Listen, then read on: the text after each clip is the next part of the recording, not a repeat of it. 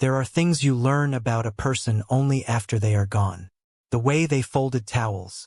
The specific sound of their laugh when something surprised them. If you're enjoying this story so far, don't forget to hit the like button and subscribe. Drop a comment telling me where in the world you're watching from. I love hearing from you. The small, unrepeatable habits that filled up the ordinary hours of their lives and that you never thought to memorize because you assumed, the way you always assume, that there would be more time. Nadia Reyes had spent 6 years learning these things about her mother the hard way. In the absence of her. In the quiet of Sunday mornings that used to belong to someone else. In the half-second of forgetting, followed by the full weight of remembering, that still ambushed her sometimes in the cereal aisle of the grocery store or at the back of a crowded bus when she caught a scent that was almost right. Her mother's name had been Celeste Reyes. She had been 53 years old when she died. A home health aide from San Antonio who had worked double shifts for most of her adult life and had raised Nadia alone in a 2-bedroom apartment on Culebra Road with secondhand furniture and a conviction that love, consistently applied, could make up for most of what money could not. She had been practical and soft-spoken and occasionally funny in a dry, understated way that people did not always catch until a beat later, when they would look at her and she would already have moved on.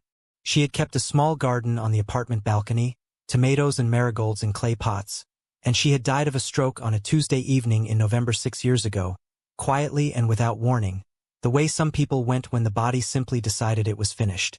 Nadia had been 26 years old. She had been at work, answering phones at a dental office on the west side of the city, when the hospital called.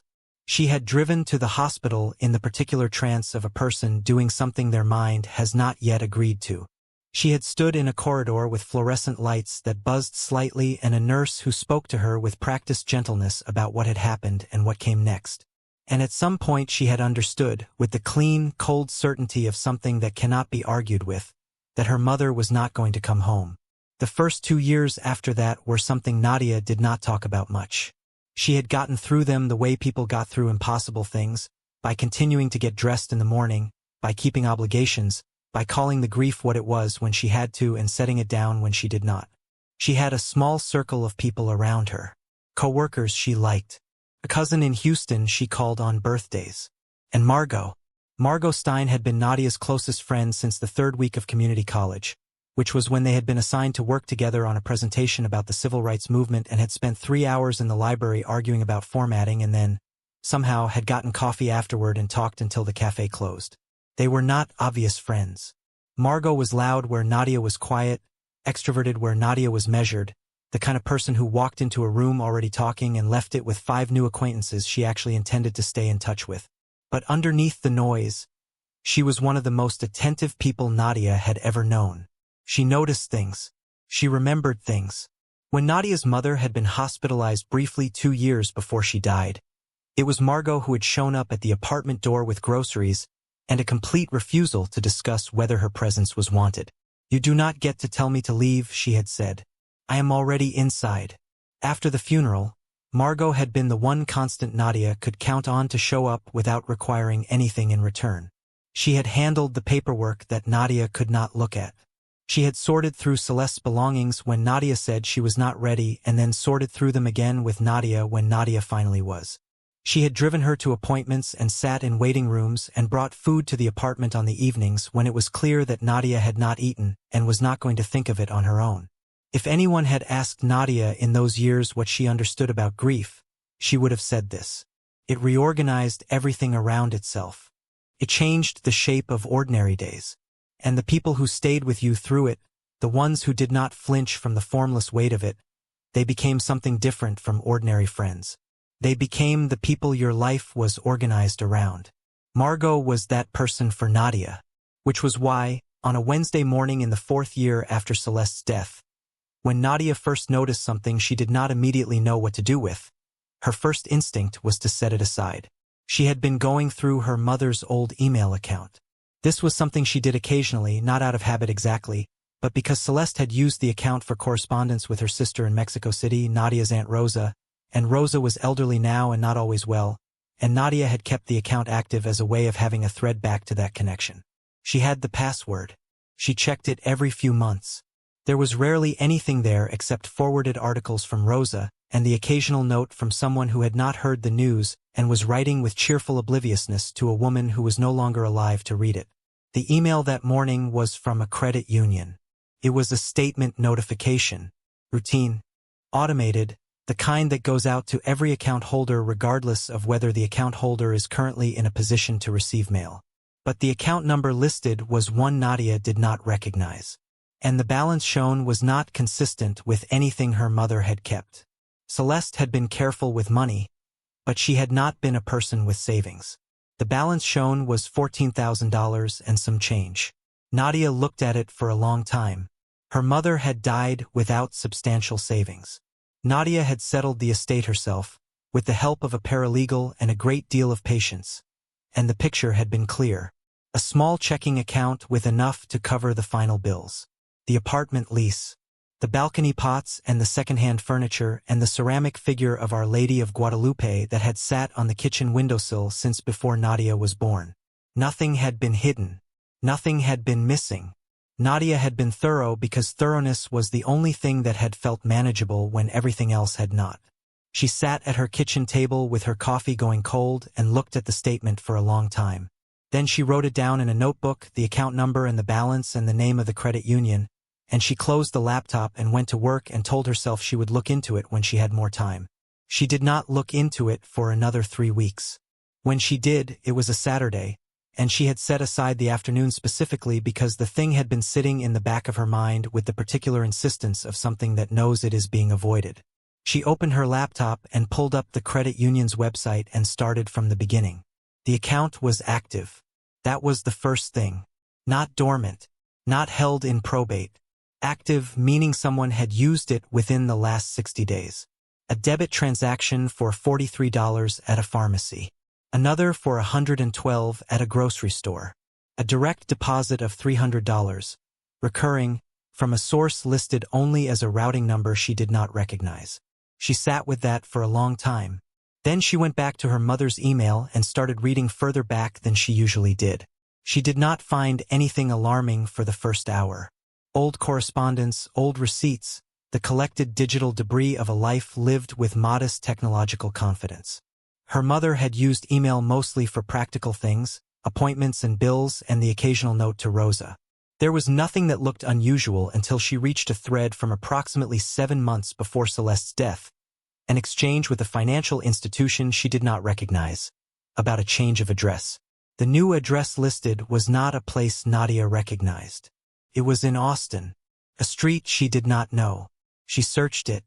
An apartment complex in the north part of the city, reasonably nice by the photographs, the kind of place with a gym and a communal outdoor space and residents who paid their rent on time. Nothing remarkable. Nothing that explained why her mother, who had never lived in Austin and who had died in San Antonio 7 months after that email was sent, would have filed a change of address to an apartment in a city 2 hours away. Nadia closed the laptop. She sat in her kitchen for a while with the specific feeling of someone who has picked up a loose thread and pulled it enough to understand that something larger is attached, but has not yet decided whether they are ready to keep pulling. She thought about calling Margot. Then, for reasons she could not entirely explain to herself, she did not. That was new. In 6 years of difficulty, in 6 years of every kind of confusion and grief and financial stress and ordinary hardship, her first call had always been Margot.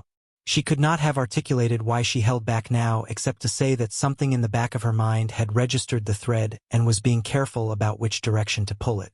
She went for a walk instead. The neighborhood was October quiet, leaves coming down in the kind of unhurried way they did when the temperature finally dropped enough to mean it. She walked 6 blocks and then 6 blocks back, and by the time she got home she had made a decision. She was going to follow this carefully. By herself, at least for now. She was going to look at what there was to look at before she said anything to anyone. She did not know yet what she was looking for. She did not know yet what she was going to find. The credit union had a branch in San Antonio. Nadia took a Thursday afternoon off work, which she told her supervisor was a dental appointment, and drove there. The branch was a small building on the northeast side, with glass doors and a waiting area with chairs upholstered in a shade of blue that had been optimistic once and had not quite survived the intervening years. A woman at the front desk looked up when Nadia came in. Nadia had thought about what she was going to say.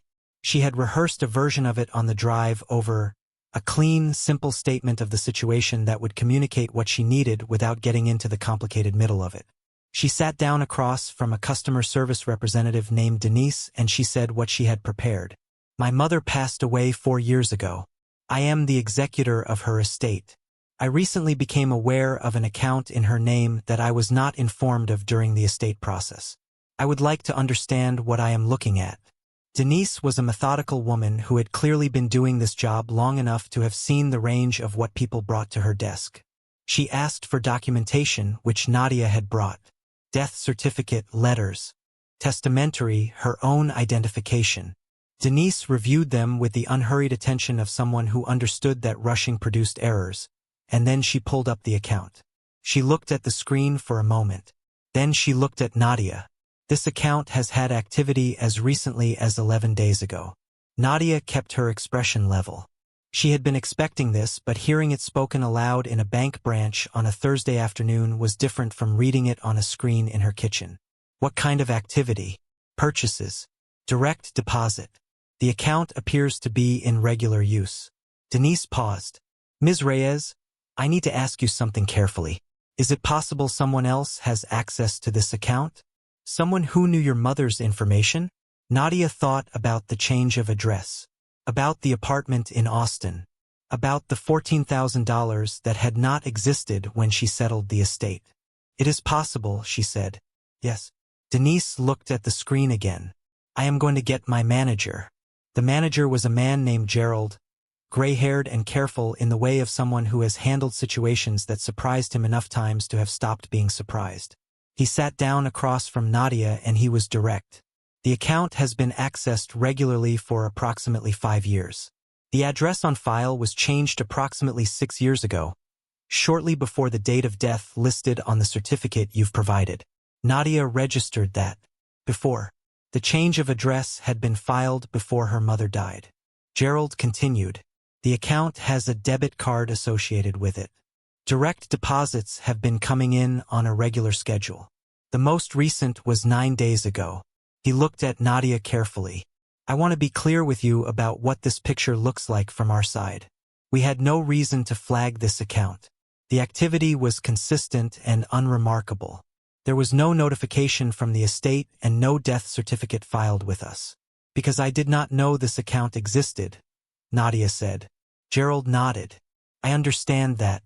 What I can tell you is that whoever has been using this account has had access to the account holder's full information.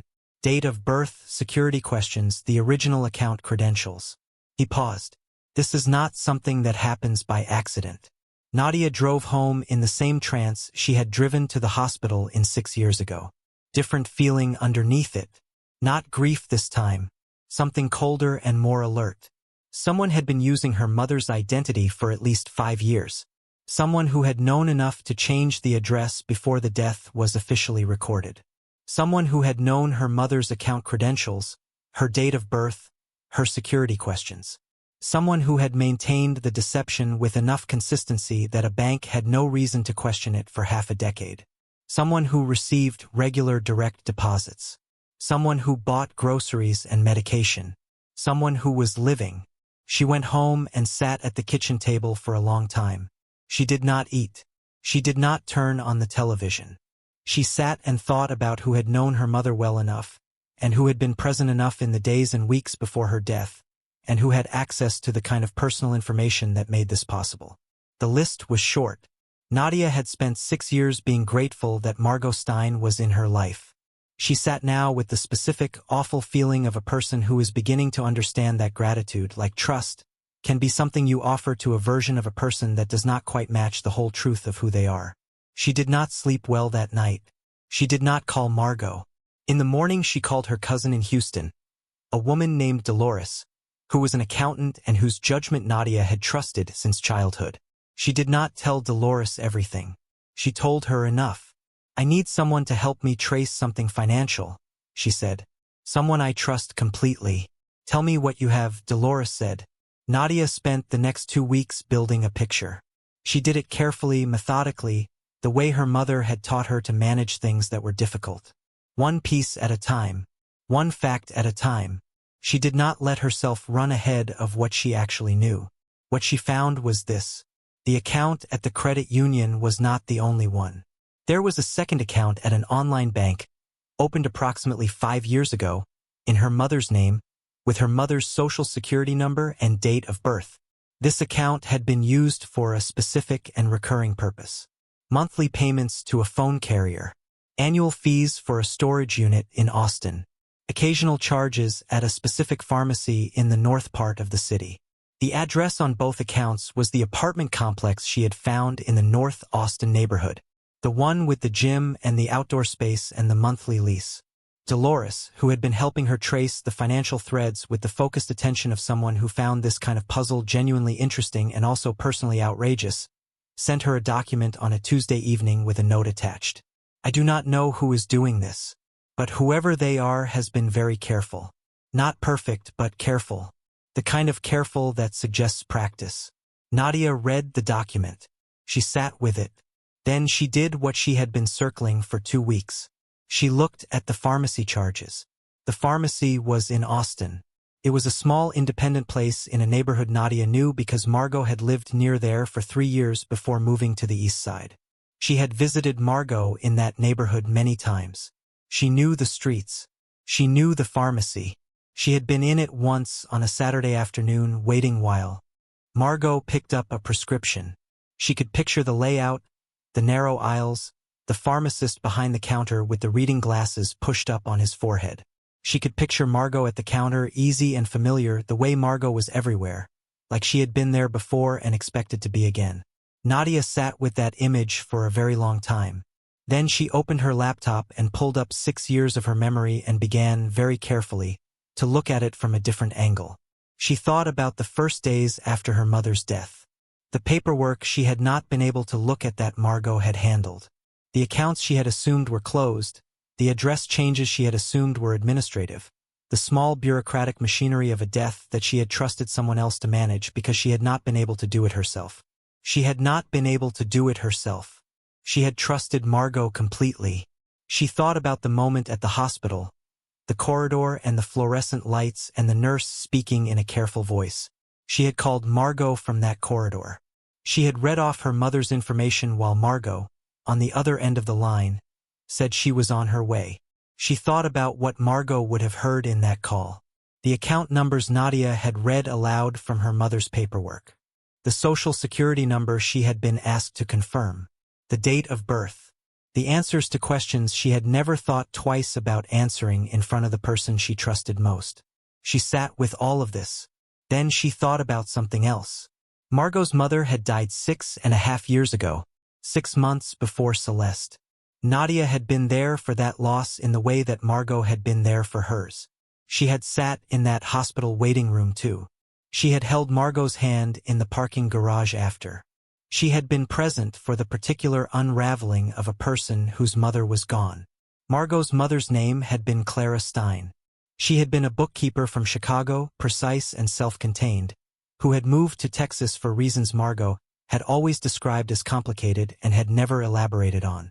She and Margot had not been close in the easy way. Their relationship had been strained in the particular manner of two people who loved each other past the point of simple communication. When Clara died, Margot had cried in a way that Nadia recognized as grief mixed with something more complicated than grief. She had not spoken much about her mother after the funeral. Nadia had noticed that and had attributed it to the complicated nature of what they'd had. She had not asked questions. She had simply stayed close and offered presents the way Margot had offered presents to her. Now she sat in her kitchen 6 years later and thought about a woman named Clara Stein and a woman named Celeste Reyes and what it meant that both of them had died within 6 months of each other and that the person standing in both of those losses had been Margot. She thought about what it would take, practically and psychologically, to look at your closest friend's grief and to decide to reach into it, to take something from it. She could not yet make herself finish the thought. She called Dolores instead. Find out what you can about Clara Stein, she said. Margot's mother. I need to know if there is anything there. Dolores was quiet for a moment. Nadia, she said carefully. Are you thinking what I think you are thinking? I am not thinking anything yet, Nadia said. I am only looking at what is there to look at. She did not tell Margot what she was doing. Every day that she did not tell Margot, she had to perform the ordinary texture of their friendship on top of the investigation she was quietly running. Phone calls about nothing. Texts about a television show they both watched. A dinner on a Thursday evening at a taco place on the east side where Margot talked for an hour about a difficult coworker and Nadia listened with the attentiveness she had always given this friendship. This person. This woman who had been her closest friend through 6 years of loss and difficulty. She sat across the table from Margot and looked at her face and thought about the pharmacy in North Austin. Margot was 34 now, 2 years older than Nadia. She had curly dark hair and a wide mouth that was usually in the middle of saying something, and she had the kind of presence that rooms organized themselves around. She worked for a nonprofit that did housing advocacy work on the east side, which was how she had always described her work, broadly and with genuine passion, never in the specific details that might have allowed Nadia to look into them if she had thought to. She rented a small house near the Mueller development, which she had moved into 2 years ago and which was, Nadia had been inside enough to know, simply and practically furnished. Not the home of someone with $14,000 in a secret account. Though Nadia thought, that was not quite the right way to think about it. She looked at Margot laughing about the coworker and she felt two things at once. The automatic warmth of 6 years of genuine love for this person, and underneath it, cold and precise and growing, the shape of something she did not yet want to name. After dinner, walking to their cars in the parking lot, Margot stopped and turned to Nadia. You are quiet tonight. It has been a long week. Margot studied her with the specific attention she had always given Nadia, the kind that saw past the surface answer to the thing underneath it. Are you okay? Really? Nadia looked at her. Yes, she said. I am fine. I am tired. Margot held her gaze for one beat longer than comfortable, the way she sometimes did. Then she nodded and hugged her and said, Call me if you cannot sleep. Nadia drove home and sat in the parking lot of her apartment building for 15 minutes before she went inside. She could not decide whether what she had just done, looking at Margot's face and saying I am fine, was a betrayal or a protection. Whether she owed this person the truth in the middle of discovering what the truth might be. Whether the friendship she was trying to protect was still the thing she had believed it to be for 6 years. She went inside and sat in the kitchen and thought about her mother's balcony garden. The tomatoes and marigolds in clay pots. The ceramic figure of Our Lady of Guadalupe on the kitchen windowsill. She thought about what her mother would have said if she had been there to say anything. Celeste Reyes had been a practical woman. She had not been given to dramatic statements or large emotional pronouncements. When things were difficult, she had been in the habit of saying, in a tone that was not unkind, look at what is actually in front of you. Not what you want to see, not what you are afraid to see. What is actually there? Nadia looked at what was actually there. The accounts, the address, the pharmacy, the direct deposits, the change of address filed before her mother's death. Before. Whoever had done this had begun planning it while Celeste was still alive. She put her hands flat on the kitchen table. She did not sleep. In the morning she called Dolores again and asked how quickly she could have something on Clara Stein. Dolores said, give me until Friday. Friday came with two things. The first was a document from Dolores. It was not long. Clara Stein had died in a hospital in San Antonio. Her estate had been handled quickly and simply. She had left very little, a small savings account, personal belongings, no real property. There was nothing unusual in the public record of it. But there was something in the timing. Clara Stein had died on a Friday. The change of address on Nadia's mother's credit union account had been filed on the following Monday. 3 days. 3 days between the death of Margot's mother and the beginning of whatever this was. The second thing that came on Friday was a text from Margot. I want to come over Saturday. I will bring that coffee you like. We have not had a real day in a while. I miss you. Nadia read it sitting at her desk at work. She read it twice. Then she set her phone face down and looked at her computer screen for a long time. She thought about 3 days. She thought about a woman standing in her own grief in November, 3 days after losing her mother, and looking at the world around her and making a decision she had then maintained, quietly and carefully, for 6 years. She thought about what it would take to be that person. She thought about what it would take to love that person, which she had done without question for a decade, and to sit now on the other side of this and try to understand what the whole truth of it was. She did not respond to Margot's text. She picked up the phone and called Dolores. "I need to know what address Margot Stein has been using for the last 5 years," she said. "Every address, every change, everything you can find." Dolores did not say "I told you so." She was not that kind of person. She just said, "I will have it by tomorrow." Nadia sat at her desk for the rest of the afternoon and did her work and spoke pleasantly to her coworkers and ate lunch in the break room, and at no point let anything she was carrying show in her face or her voice or the way she moved through the day. She thought that her mother would have recognized that particular skill. Celeste had spent years moving through difficult days without letting what was inside them show on the outside. She had called it keeping your center. She had said that your center was yours and nobody was owed access to it just because they were standing close. Nadia kept her center. She waited for tomorrow. Tomorrow came and Dolores's document came with it. And what it showed was this. For the last 5 years, Margot Stein had listed on various records 2 different addresses. The house in Mueller, which Nadia knew, and an apartment in North Austin that she had never mentioned. The apartment complex with the gym and the outdoor space. The address on her mother's account. Nadia sat with that for a long time, longer than she had sat with anything else in this process. Because everything before had been a thread, a question, a shape in the data that might have had another explanation. This did not have another explanation. This was the answer. Her closest friend. The person who had been with her through every loss. The person who had made every hard year survivable.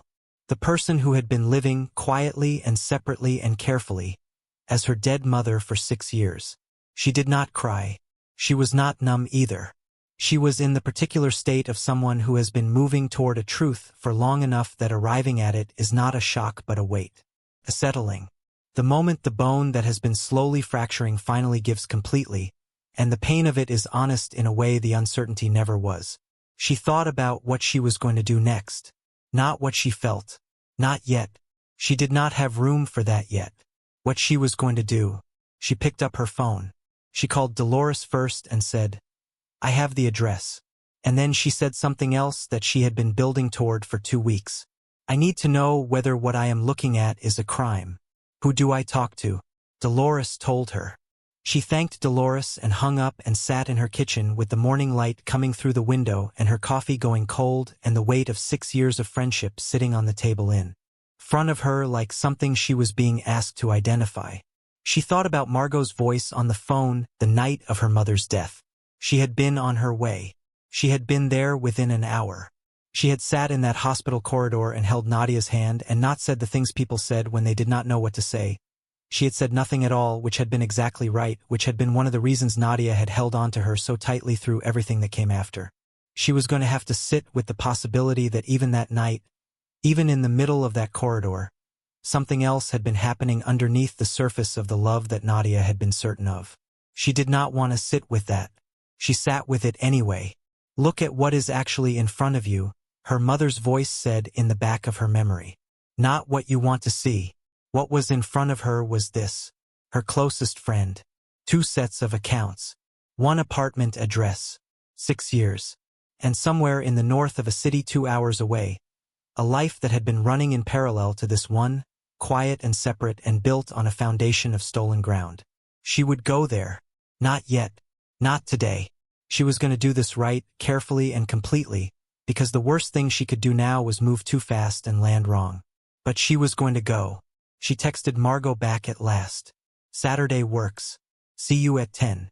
She set the phone down and looked out the kitchen window at the street below where the morning was going about its ordinary business, unhurried and indifferent to anything that had just shifted inside one apartment on one unremarkable block in San Antonio. Then she began to plan. If you're hooked on this story, make sure to subscribe and turn on notifications so you never miss an upload. Your support means everything and helps me bring you more emotional stories like this one. She spent Friday evening the way she had spent most evenings lately. On the surface, ordinary. She ate dinner. She watched an hour of television. She did the dishes. Underneath that surface, she was doing something else entirely. She was thinking through every conversation she could remember having with Margot in the last 6 years and placing each one against what she now knew and looking for the places where the seams showed. There were more than she wanted to find. The times Margot had changed the subject when Celeste came up in conversation. Not always, not every time, but sometimes with a subtle redirection that Nadia had attributed at the time to sensitivity, to not wanting to press on a wound that was still tender. The fact that Margot had never, in 6 years, suggested that they go together to visit her mother's grave. Nadia had gone alone every November, and Margot had always offered to come, and Nadia had always said she needed to do it alone, which was true, and Margot had never pushed. Nadia had been grateful for that.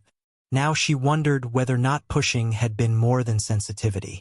The way Margot's manner changed slightly, barely perceptibly, whenever Nadia mentioned something she had found going through her mother's old things. A small shift in the energy of a room.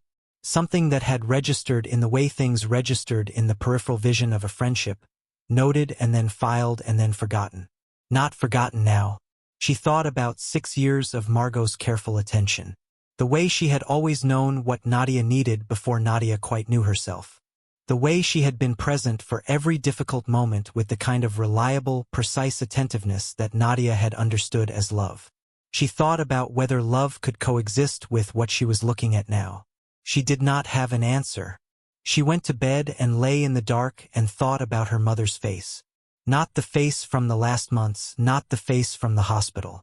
The face from an ordinary Sunday morning in the apartment on Culebra Road. Celeste at the kitchen table with her coffee, reading something, the morning light on her hands. The sound of the news on the radio. The smell of the balcony garden coming through the cracked window. She had not let herself think about that specific morning in a long time. She had been careful with the sharpest memories the way you were careful with things that could cut. Tonight she let herself think about it. She thought about what it would mean if someone had taken her mother's name and worn it for 6 years. Used it to open accounts and maintain a parallel life. Used it to anchor an existence that the real Celeste Reyes, the woman at the kitchen table with the coffee and the radio and the clay pots full of marigolds, had no idea would be built on the fact of her death. What it meant was this. Her mother's name was still moving through the world. It was in the wrong hands. Nadia was going to get it back. Saturday morning came in cold and dry, the particular clarity of November in San Antonio. The sky a pale blue that held everything at a distance and asked nothing back. Margot arrived at 10 with coffee from the place on South Alamo that they both loved. She came in the easy way she always came in, calling out before the door was fully open, already talking, already filling the apartment with the familiar texture of her presence. And Nadia stood in the kitchen doorway and watched her put the cups on the counter and unwrap the pastries she had also brought, and she thought, this is the last ordinary morning. Something is ending today. Not yet. Not in the next hour. She was not going to confront this in her kitchen on a Saturday morning without having done it fully and properly. She had a plan. She had a meeting scheduled with someone from the district attorney's financial crimes unit on Monday. She had documentation. She had Dolores, who had organized everything into a folder so clear and thorough that the DA's investigator she had spoken to briefly on the phone on Friday had said, "Whoever put this together has done my job for me." She had done her part. Saturday was not the day. But she stood in the doorway watching Margot arrange pastries on a plate with the easy confidence of someone who knew this kitchen as well as she knew her own, and she thought about the apartment in North Austin, and the accounts in her mother's name, and the Monday 3 days after Clara Stein died. She thought about Margot's mother. She had thought about it more over the last 48 hours. Clara Stein, who had moved to Texas for reasons described as complicated. Who had been precise and self-contained and distant in the specific way of a woman who had her own difficult history that she had not invited Margot to fully know. Who had died and left her daughter a small savings account and some personal belongings and a grief that was layered through with the complicated residue of a relationship that had never quite settled into what either of them wanted it to be. She had thought about what it would feel like to lose a mother that way. Not cleanly. Not in the way that Nadia's loss had been. The sudden and terrible but uncomplicated loss of a woman who had been present and loving and entirely herself. But in the complicated way. The way that left questions alongside the grief. The way that made the grief harder to place because you were not only mourning the person but also mourning the relationship you had not been able to finish building. She did not excuse what Margot had done. She was not at that place yet. She did not know if she would reach it. But standing in the doorway watching Margot put pastries on a plate, she allowed herself to hold both things at once. The fact of what had been done. And the person who had done it, who was also the person who had sat in a hospital corridor and held her hand and not said the wrong thing and had shown up without being asked for 6 years of loss and difficulty. Both things were real. What happened next would depend on which of them was more true. Margot turned and saw her in the doorway and smiled. It was an unguarded smile. The kind Nadia had known so long it had become part of the furniture of her inner life. "You look like you are thinking very hard about something," Margot said. "I often am," Nadia said. Margot handed her the coffee. Nadia took it. They sat down at the kitchen table, and outside the window the November morning went about its quiet business, and neither of them said anything for a moment. And in that silence Nadia thought about her mother at this same table, and about the weight of what she was carrying, and about Monday and what Monday would set in motion. She thought about the truth and the shape of it, and what it would cost everyone involved when it finally came fully into the light. She took a sip of her coffee. She waited. The meeting with the DA's Financial Crimes Unit was on a Monday at 2 in the afternoon in a building downtown that smelled of old carpet and recycled air. The investigator's name was Renata Fuentes, a woman in her early 40s with close-cropped hair, and the particular quality of stillness that Nadia had come to associate with people who spent their professional lives listening to things that required them not to react too quickly. Nadia had brought everything. The printed account statements. Dolores's organized summary with its color-coded tabs and margin notes. The timeline she had constructed herself, one careful entry at a time, beginning with the date of her mother's death and running forward through 6 years of transactions and address changes and direct deposits to an apartment in a city 2 hours away. She had also brought the thing she had not shown Dolores, the thing she had found on her own on a Wednesday night 2 weeks ago, when she had been unable to sleep and had started looking at the digital record of the days immediately following her mother's death.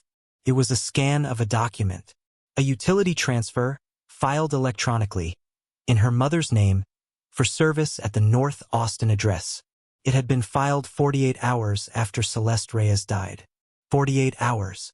She set it on the table in front of Renata Fuentes last of all, after everything else, and watched the investigator look at it without any visible change of expression. "This was filed 2 days after the death certificate date," Renata said. "Yes. Which means whoever filed it had the personal information before the death. Or accessed it within a window too tight to be opportunistic. That is what I believe, yes." Renata looked at the document for another moment. Then she looked at Nadia. "You have a name." It was not a question. The way Nadia had organized the materials made it clear that this had not been assembled by someone with only a theory. Nadia had gone from uncertainty to evidence in a straight line, and the line pointed somewhere specific. "I have a name," Nadia said. She said it.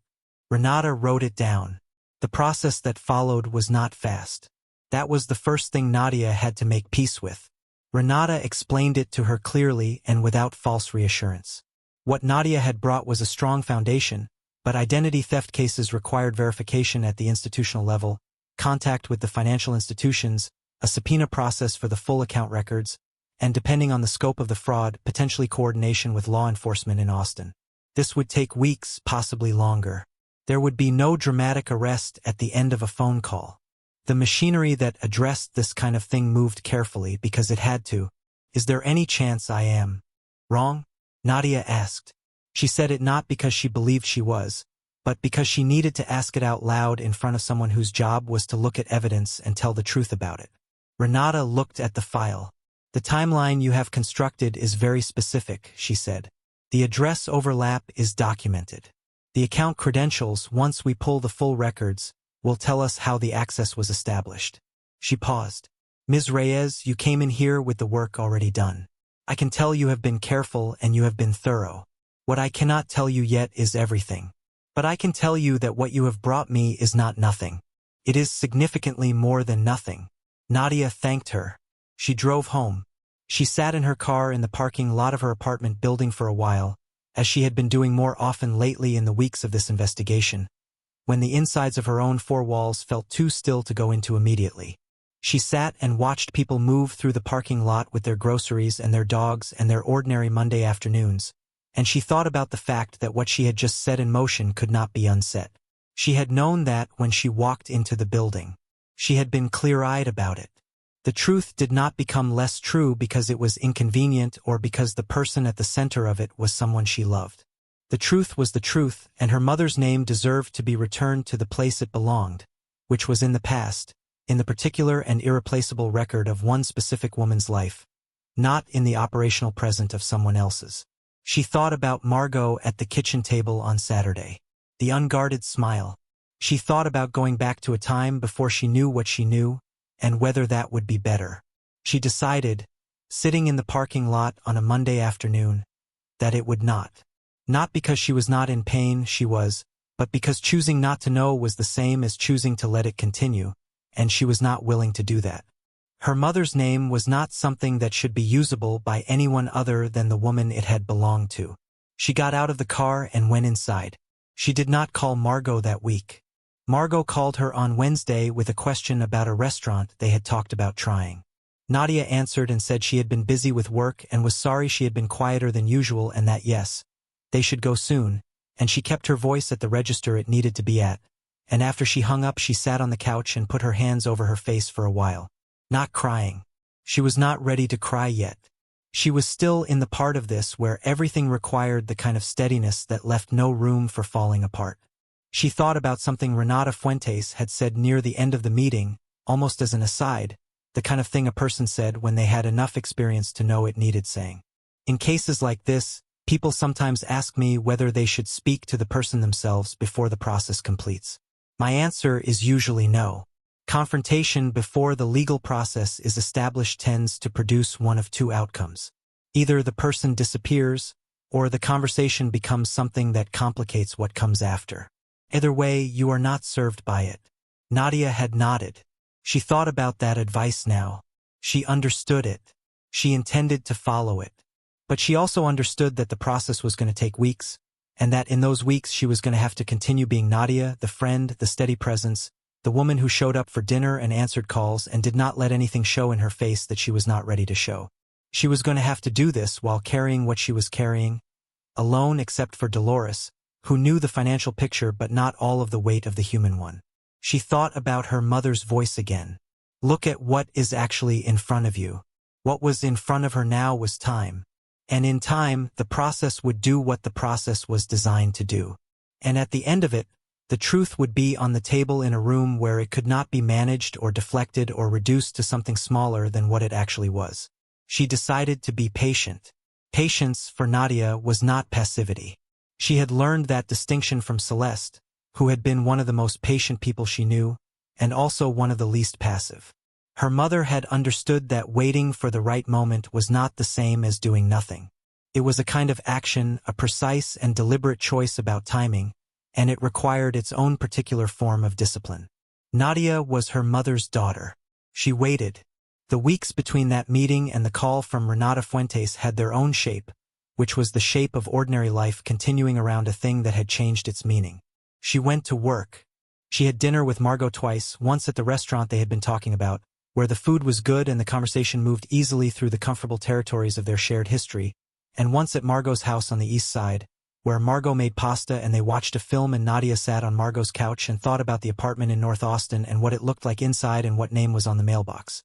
She had driven past it once on a Sunday afternoon, telling herself she was not doing anything with the information, only looking. It was an ordinary apartment complex, clean and maintained, nothing to distinguish it from hundreds of others in the city. The mailboxes in the lobby were visible through the glass door of the entrance. She had sat in her car and looked at the door and not gone in. She had thought about what Renata had said. She had driven home. The call from Renata came on a Thursday morning, 5 weeks after the initial meeting. Nadia was at her desk at work when her phone lit up with the investigator's number. She excused herself and took it in the hallway. The financial institutions have confirmed the account history, Renata said. We have the full records now. The debit card activity, the direct deposit sources, the credential establishment. It is consistent with what you brought me. She paused.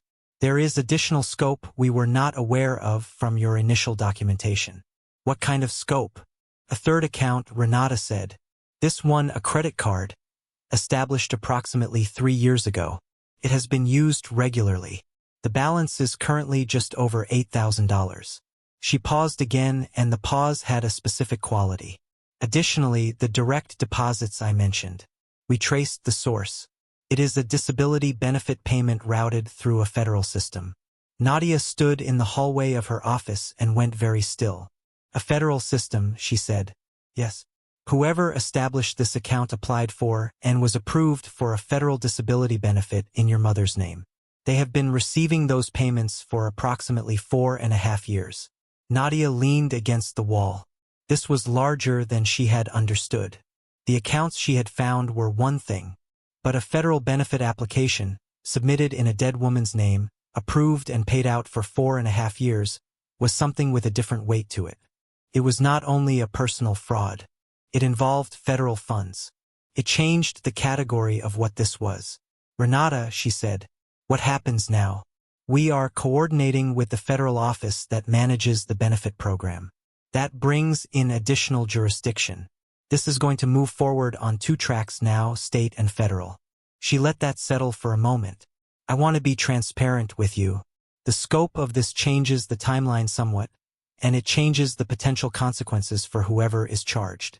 She said potential consequences in the careful way of someone who was not going to say the word felony on an unsecured phone call but wanted the person on the other end of the line to understand what was being communicated.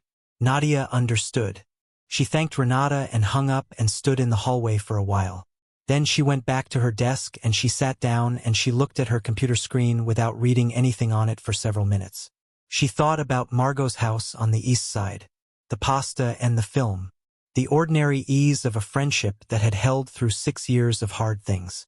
She thought about Margot at 34, the nonprofit work, the housing advocacy, the genuine and apparently sincere investment in helping people who had been failed by systems. She thought about the irony of that and then stopped herself because irony was a way of simplifying something that was not simple. She thought about potential consequences. She thought about what she was going to do with what she knew, which had been a question she had been holding at arm's length since the beginning of this and which was no longer possible to keep at a distance. There was the legal process, which was now underway and which she had set in motion and which would proceed with or without any further action on her part. That part was not her decision anymore. It had been submitted to people whose job was to handle it, and they were handling it. What was still hers to decide was the other thing. Whether she was going to speak to Margot before whatever came next arrived at Margot's door. She had been told not to. She had understood the reasoning. She still understood it. She sat with it for the rest of the workday and the drive home in the evening, and somewhere around 9 o'clock, sitting in her kitchen with the lights low and her mother's ceramic figure of Our Lady of Guadalupe on the kitchen windowsill where it had sat since Nadia brought it from the apartment after Celeste died, she made a decision. She was going to speak to Margot. Not because she was owed an explanation, though she was. Not because she thought it would change what was coming, because it would not. But because 6 years of real love, whatever else was true, deserved to be addressed directly by the person it had belonged to. She was not going to let Margot find out the way people found out when they were not given the chance to be honest first. She was going to give her the chance. She texted Dolores first. Dolores, who was the practical one of the two of them, said what Nadia had expected her to say. I think you should let the process handle it. But I know you will not. So do it carefully and somewhere public and let me know beforehand so I know where you are. Nadia replied, I will. She texted Margot the next morning. Can we meet this weekend? Just the two of us. Somewhere we can talk properly. There is something I need to discuss with you. Margot responded within 10 minutes. Of course. Is everything okay? Nadia looked at the question. There is something I need to talk through, she wrote back. Can we do Sunday? The park by the river, the bench near the big pecan tree. You know the one. I know the one, Margot wrote. Sunday at 11. I will be there. Are you sure you are okay? Nadia set the phone down. She thought about whether she was okay. She thought that okay was not quite the right word for what she was. She was clear. She was certain of what she knew and certain of what she intended to do with it. She was in a particular kind of pain that had no clean name, the pain of a person who has discovered that something they loved was built partly on a foundation they were not shown, and who must now decide what to do with both things, the love and the foundation, the real and the obscured. She was not okay exactly, but she was ready. Sunday came in clear and cold, the kind of November morning that the river walk handled well.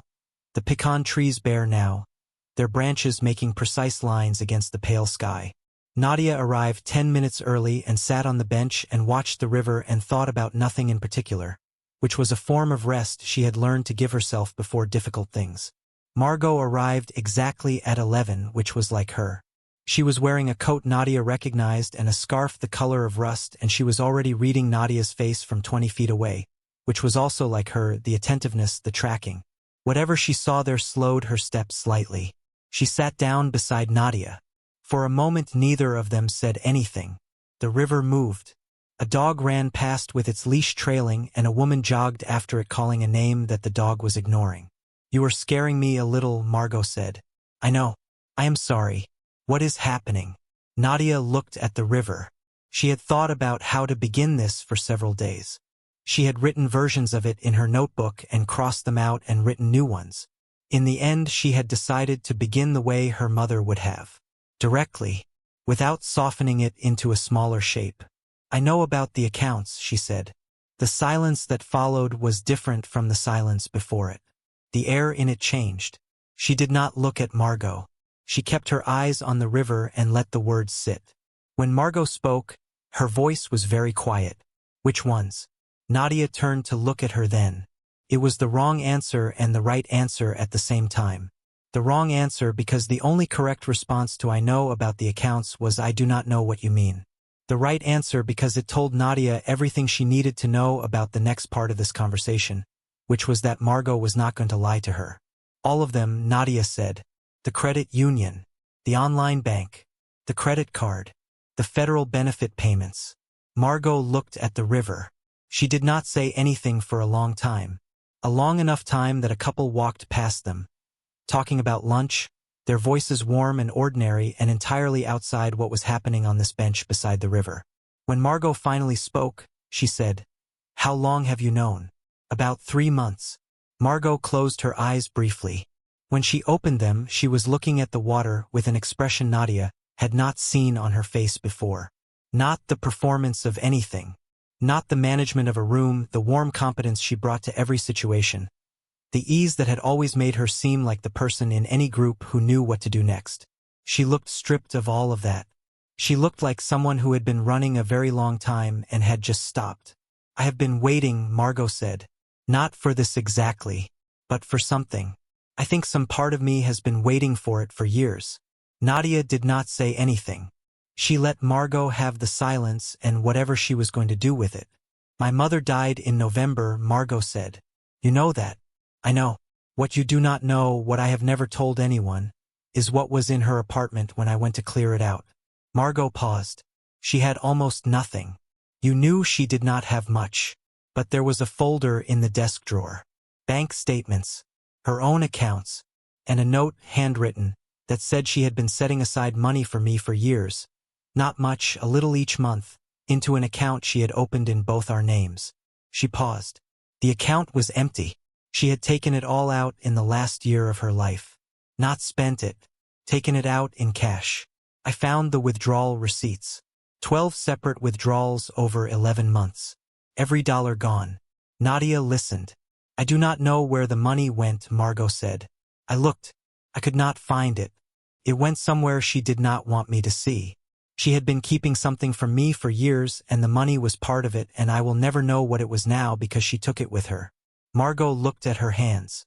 "I was so angry at her, at the situation, at the fact that she was gone and I could not ask her, and there was nothing left except the empty account and the withdrawal receipts and a note about money that did not exist anymore." She stopped. "When did you take the account information?" Nadia said carefully. "Her mother's." "When did you do it?" Margot's jaw moved. "That night," she said. "The night you called me from the hospital. I was already in the car on my way to you, and I was still so angry at my own mother and so guilty about the anger, and you were on the phone reading me your mother's information, and I." She stopped. I wrote it down. I told myself I was writing it down to help you. To have it in case you needed someone to handle things. And that was true. That was part of it. But something else was there too, and I did not look directly at it that night. What was the something else? Nadia said. Margot looked at the river.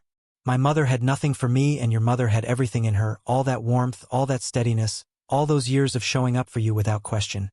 And she was gone too now, and I was sitting in my car outside a hospital thinking about 2 empty accounts, and She stopped again. I do not have a clean explanation for you. I know that is what you deserve, and I do not have it. Try anyway. Margot turned to look at her. Her eyes were dry, which Nadia had noticed. She was not performing grief. She was not performing anything at all.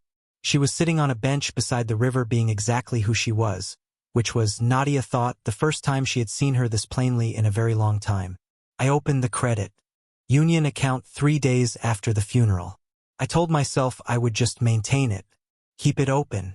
I told myself it was a way of keeping something of her close to me, since I had been so close to her in her last years. I know how that sounds. Margot's voice was flat and honest. I know it does not make it better. I told myself a lot of things that first year that I did not look too hard at. Then the direct deposits started, the disability benefit. I had filed the application before I had thought it all the way through. By the time I understood what I had done, the payments were coming in and the account was active, and there was a structure in place that I had built, and then found myself inside without quite deciding to step all the way in. You decided, Nadia said quietly. Every renewal was a decision. Every deposit you did not return was a decision. Yes, Margot said. You are right. Did you ever intend to stop? A long pause. I do not know, Margot said. I told myself I would when I was more stable. When I had saved enough to replace what I had taken. I kept moving the line forward. She paused. That is not an excuse. That is just what I did. Nadia looked at the pecan tree above them. Its bare branches made a complicated pattern against the sky, precise and without sentiment. Why did you stay close to me? She said. All this time. Was any of it real? The question sat in the air between them for a moment. All of it was real, Margot said. She said it without hesitation, which was the only way Nadia could have believed it. That is the part one cannot explain to you cleanly. That is the part that does not make any sense except that it is true. I loved your mother. You know that. I loved her long before any of this. And I love you. And what I did is a separate thing from both of those facts, even though I understand that from where you are standing they cannot feel separate. They are not separate, Nadia said. No, they are not. They sat with that for a moment. The river moved.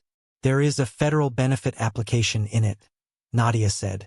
The scope of it is larger than just the accounts. I know. What I have brought to the investigators is already moving, Nadia said. I want you to understand that. I set that in motion weeks ago. This conversation does not change the process. I thought you should know before it finds you rather than have it find you first. Margot looked at her. You came here to warn me. I came here because 6 years of real friendship deserved a real conversation before the end of it. Something moved through Margot's face at that. At the end of it. She did not argue with it or try to soften it. She received it the way she had always received hard things from Nadia, directly and without deflecting. What happens now, Margot said. You find an attorney. Today, if possible. Whatever comes from the process, you will be better served by someone who can represent you properly from the beginning. Margot nodded slowly. Is there anything I can do, she said, to make it right? The money. I can account for all of it. I have records. I kept records, which I understand sounds insane given what I was doing. But I kept them. Every transaction. I can give them all to you. That will matter to the investigators, Nadia said. Give them to your attorney first and then cooperate fully. Margot looked at her hands for a moment. Then she said, I am sorry. Not for the outcome. Not because I got caught. I am sorry because your mother was one of the best people I ever knew, and I used her name as though it belonged to me, and it did not. It was hers and it should have stayed hers. She looked at Nadia. I am sorry for that specific thing. Whatever else I am, I know that was wrong. Nadia looked at her. She thought about the night of her mother's death. The fluorescent corridor. Margot arriving within the hour and sitting beside her and not saying the wrong thing. She thought about 6 years of showing up. She thought about pasta on the east side and the sound of Margot's laugh and the feeling of being known by someone who paid attention the way very few people paid attention. She thought about a dead woman's accounts, about federal fraud, about a name used as a vehicle for someone else's survival for 6 years. She thought about her mother at the kitchen table with the morning light on her hands. She thought about how it was possible for something to be real and wrong at the same time. How a person could love someone genuinely and still do them harm. How the two things did not cancel each other out in either direction. I believe you, she said. That it was real. I believe all of it was real. Margot looked at her, and something in her face came undone slightly at the edges. Not a performance. Something actual. That does not mean we are okay, Nadia said. I need you to understand that. We are not okay, and I do not know what we are going to be. I do not know if there is a version of this where we find our way back to each other. I am not closing the door on that possibility, but I am not opening it either. What I know right now is the truth. And the truth is that you took something from my mother that was not yours. You took her name and you wore it for 6 years, and she would not have wanted that, and I will not pretend she would have. Yes, Margot said. That is true. So what I am doing is putting the truth on the table. All of it. The love and the wrong and the fact that I do not know yet what comes after. I am not letting you decide that it was only the love, and I am not letting myself decide it was only the wrong. Both things are there, and I am going to live with both of them until I know what they mean. Margot nodded. She did not try to fill the silence after that with anything. They sat for a while longer. The river moved. The bare pecan branches made their precise lines against the pale sky. Somewhere behind them a child was calling to a parent about something that the parent was answering with unhurried patience. Eventually Margot stood. I am going to call an attorney today, she said. Good. Nadia. Margot looked at her from the standing position, and her face was entirely plain. I know I do not have the right to ask you for anything. I am asking anyway. Whatever you remember about your mother, whatever you have kept of her, do not let any of this change the size of her in your memory. She was exactly as good as you always knew she was. I never touched that. Only the name on some forms. But who she actually was, the woman she actually was, I never took that. I do not have the power to take that. Nadia looked at the river. She thought about the marigolds in clay pots, the radio in the morning, the ceramic figure on the windowsill. I know that, she said. Margot left. Nadia stayed on the bench for a while after she heard the footsteps fade. She sat with the cold and the river and the complicated, specific weight of a morning that had just changed several things at once.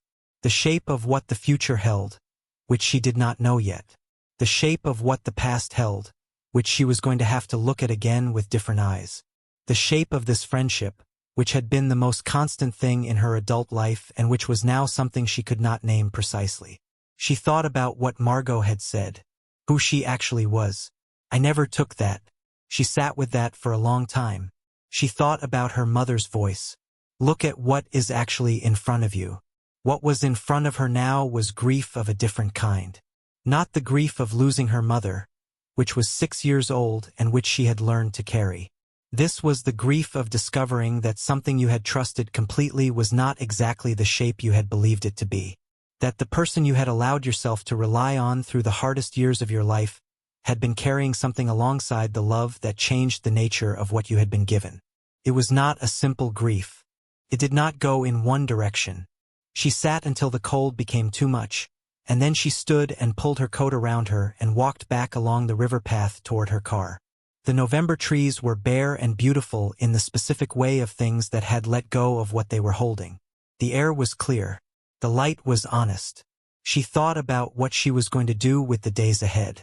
She thought about her mother's name. There was something she had not told Margot at the bench, something she had decided she needed to do before anything else. It was not part of the legal process, and it was not part of any conversation with investigators or attorneys. It was something private between her and the fact of who her mother had been. She was going to write it down. Celeste Reyes. Who she actually was. Not the account number. Not the date of birth. Not the information on the forms. The woman, the person, the specific and irreplaceable human being who had raised Nadia alone in an apartment on Culebra Road with second-hand furniture and a balcony garden and a conviction that love, consistently applied, could make up for most of what money could not. She was going to write all of it down, and she was going to give it to Dolores, and she was going to keep a copy, and she was going to make sure that the version of Celeste Reyes that existed in the world, in the record, in the memory of the people who had loved her, was the true one. Full and specific and undiminished by anything that had been done with her name. Her name would be returned. That was the thing Nadia was most certain of. The weeks after the meeting at the river had their own texture, distinct from the weeks before it. The investigation continued. Renata Fuentes called twice with updates that Nadia received with the steady attention she had given all of it. The federal coordination had expanded the process somewhat, as Renata had predicted, but Margot had retained an attorney within days of their conversation on the bench, and the attorney had contacted the investigators and offered full cooperation. The records that Margot had kept, those meticulous and apparently compulsive records of every transaction, turned out to be exactly as thorough as Nadia had believed they would be. 6 years of evidence organized by someone who had been, in every other area of her life, a genuinely careful person. It made the investigators' work simpler. It made several other things more complicated. Dolores called the evening after the first formal meeting between Margot's attorney and the investigators. "The cooperation is real," Dolores said. "The attorney is not playing games. Full disclosure, full restitution plan. The federal charge is the harder piece, but the cooperation is going to matter for how it resolves." Nadia listened. "How are you?" Dolores said, after the facts were done. Nadia was in her kitchen. The ceramic figure was on the windowsill. The light was the particular low amber of an autumn evening, the kind that made everything look like something worth keeping. "I am finding my way through it," she said. Dolores was quiet for a moment. "You did right," she said finally. "The whole way through. You could have let it go when you first saw that statement. A lot of people would have. You did not. My mother's name was on it," Nadia said. "I could not leave it there." Dolores made a sound that was agreement and grief together. They talked for a while about other things, practical things, the restitution plan and what it would mean financially, and the question of the federal benefit, which was going to require its own process of repayment and reconciliation with the relevant agency. Then Dolores said goodnight, and Nadia sat alone in the kitchen. With the quiet, she thought about Margot. She had not spoken to Margot since the river. Not because she had decided not to, but because she had not yet figured out what she wanted to say, or even whether there was something that could be said in the shape their relationship now had. They had been friends for a decade. They had been through the deaths of both their mothers and the ordinary difficulties of two lives lived alongside each other, and the specific intimacy of people who have seen each other in the worst moments without flinching. That was real. It was not undone. But it was also true that the ground underneath it had turned out to have a layer she had not seen. She did not know yet how to stand on that ground. She thought about something she had read once, a long time ago, that she had not understood then in the way she understood it now. That love was not a thing that existed in a single pure form but was always mixed with the imperfections of the people doing the loving. That the question was not whether someone was wholly good or wholly bad, but what you did with the full complicated truth of what they were. She was not ready to answer that question. She was going to give herself time to be not ready. One evening in the second week of December, Nadia drove to the cemetery where her mother was buried. She had not planned it exactly. She had been driving and found herself going in that direction the way she sometimes went in directions her body had decided before her mind caught up. She parked and walked in the early dark, the cemetery lit softly by the path lights that came on at dusk. Her mother's stone was simple, the way Celeste had been simple. No unnecessary ornamentation, her name and dates and a short line that Nadia had chosen herself. Beloved and steady. She had agonized over those words for 2 days after the funeral and had finally chosen them because they were exactly accurate and because her mother had valued accuracy above most things. She stood in front of the stone. She had brought nothing. She usually brought marigolds, the orange ones from the market, because of the balcony pots. Tonight she had not thought of it. She stood and she talked. She did not often do this. She was not someone who found it easy to speak aloud to a grave. But tonight there was something she needed to say that had been building for 3 months and had nowhere else to go. She told her mother what she had found. Not the legal details, those did not belong here. The human piece of it. What it had meant to discover that the name she had spent 6 years grieving, the name she had heard all her life as her first language and her first home, had been in use. Out in the world. On forms and accounts and a mailbox in a city 2 hours north. Not by her mother. By someone else. She said, "I got it back. I am getting it back. Your name is yours and it is going to be put back where it belongs." She stood for a while. Then she said, "I think you might have forgiven her. I think you would have found a way. That is the kind of person you were. I am not there yet, but I thought you should know I am thinking about it." The cemetery was very quiet. The path lights made small circles on the ground. Somewhere nearby a car moved slowly along the access road, its headlights sweeping across the stones. She thought about Margot's voice on the bench. Who she actually was. I never took that. She thought about whether that was true or whether it was something a person said to make the thing they had done feel less than it was. She decided, standing in the December cemetery, that it was both. That it was something said to ease a guilt that was real, and that it was also simply accurate. The accounts were not her mother. The name on a form was not the woman at the kitchen table with the coffee and the radio. Those were separate things. Margot had taken one of them. She had not touched the other. She could not touch the other. Nobody could. Nadia stood for another moment. Then she said goodnight to her mother the way she had said goodnight to her as a child. Quietly and without ceremony. The way they had always done the ordinary things. She walked back to her car. She sat in it for a while. Then she took out her phone and she opened a new note and she began to write. Celeste Reyes was born in San Antonio in 1963. She was a home health aide and a mother, and a person who kept a garden on a second-floor balcony in clay pots, and who raised her daughter in an apartment on Calabar Road with second-hand furniture, and a radio in the kitchen that played the news in the morning. She kept her center. She was patient without being passive. She was funny in a dry, understated way that people sometimes missed until a beat later. She died at 53 on a Tuesday evening in November, and she was beloved, and she was steady, and she was not reducible to any information on any form. This is who she was. Nadia wrote until the cemetery closed and the lights went off and the parking lot emptied around her. And by the time she stopped, she had 6 pages and she was not done. She would finish it at home. She was going to write every page of it. Her mother's name was Celeste Reyes, and she had been a specific and irreplaceable person, and no one was going to use her name as a vehicle for anything ever again, because Nadia was going to make sure that the real version of her was so fully and carefully documented that there was no space left in it for anything that was not true. She drove home in the dark with something that was not quite peace but was in the direction of it, the specific sensation of a person who has been carrying something alone for a long time and has found a way to set it down that does not require someone else to pick it up. The December streets were decorated with lights, storefronts and trees and the occasional yard strung with something bright. She drove through it with the window cracked and the cold coming in and the feeling, which she had not felt cleanly in 3 months, of being on the right side of the truth. Her mother's name was hers. It had always been hers.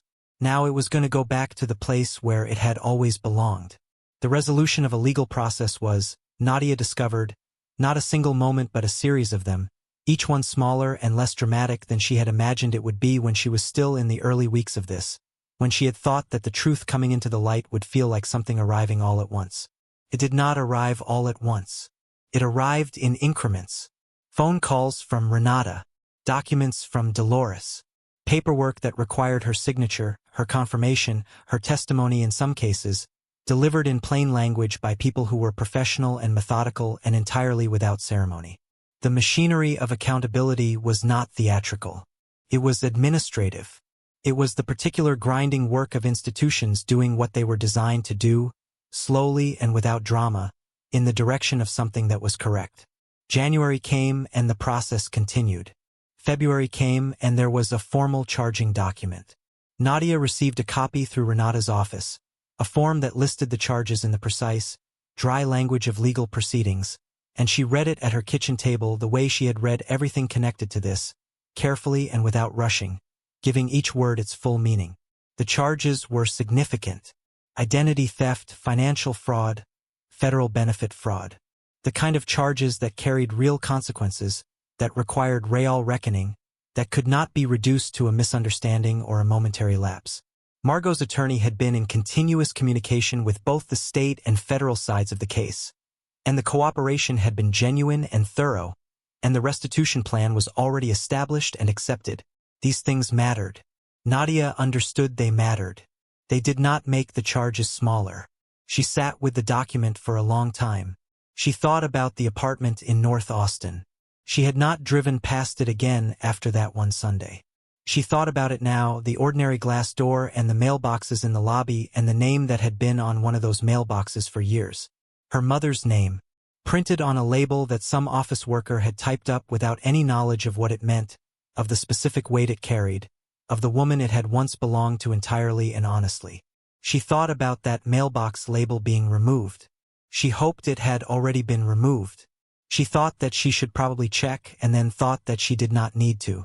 The legal process would handle what the legal process was designed to handle. She did not need to stand outside an apartment building in another city to confirm that the name had been taken down. She could trust that it had. She filed the document in the folder she had been keeping, and she closed the folder and she put it on the shelf. Then she opened her laptop and returned to the document she had been working on since December. The one she had begun in the parking lot of the cemetery on a cold evening with the city lights strung above the streets. The one that was now 31 pages and still not finished. She had been calling it, in her own mind, the true record. Not an obituary, not a memoir, something between them. The specific and complete account of who Celeste Reyes had actually been.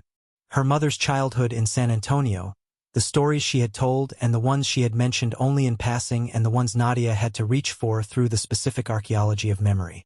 Her mother's work, the people she had cared for over 20 years as a home health aide, the names Nadia remembered and the ones she had to call Aunt Rosa in Mexico City to recover.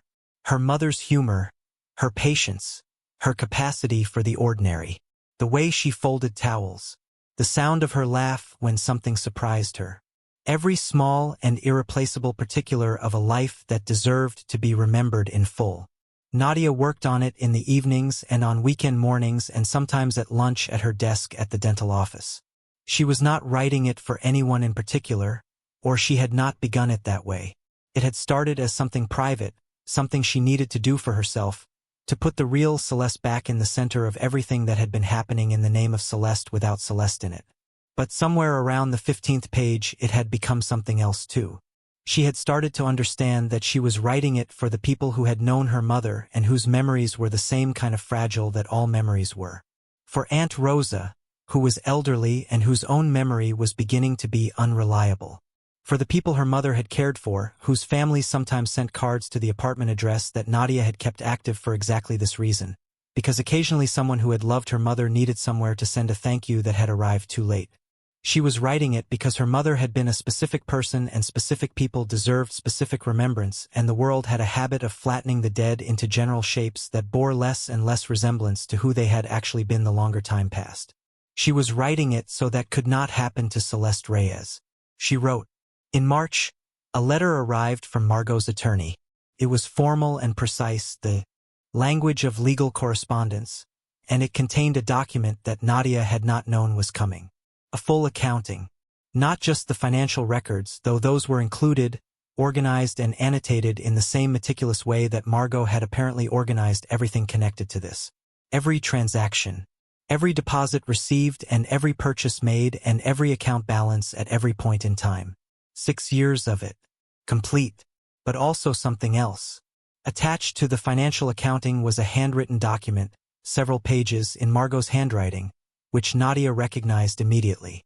She had been reading that handwriting for a decade.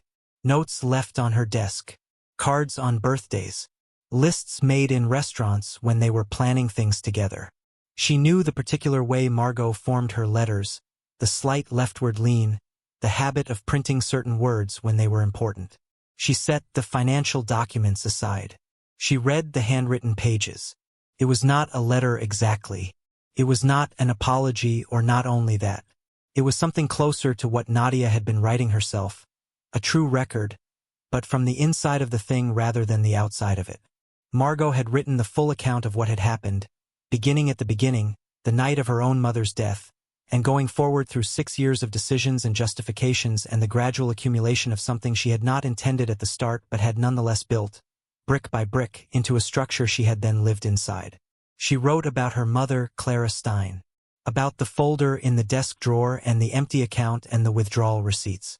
She wrote about the anger and the guilt and the complicated grief of losing someone you had never quite found your way all the way toward while they were still alive to be found. She wrote about the night Nadia called from the hospital. She wrote about what it had felt like to arrive in that corridor and see Nadia's face and understand that someone else she loved was also gone now. This woman who had been warm and present and entirely herself in all the ways that Clara had not quite managed to be.